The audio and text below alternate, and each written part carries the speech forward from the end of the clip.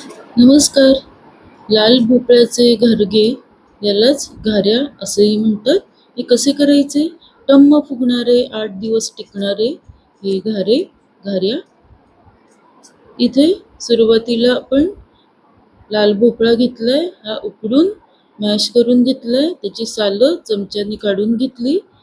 जेवढं लाल भोपळा तेवढंच प्रमाण गुळाचं घेतलं. त्यामध्ये दोन्ही मिक्स करून चिमूटभर मीठ आणि चिमूटभर वेलची पावडर, 2 चमचे तांदळाचं पीठ आणि जायफळ हे थोडंसं खिसून, त्यानंतर त्यामध्ये आपण नेहमीची कणिक म्हणजेच गव्हाचं पीठ घालून हे अशा पद्धतीने कणिक भिजवली.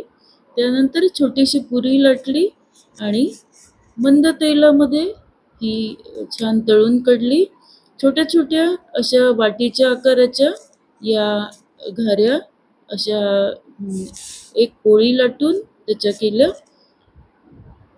अगदी पटकन होणारं, एकाच वेळेला अगदी 5-5, 10-10 घाऱ्या आपण अशा पद्धतीने तळून काढू शकतो. आणि टम्म फुगलेल्या, अजिबात तेलाचं वरती तेलकट नसणाऱ्या या घाऱ्या कशा वाटल्या?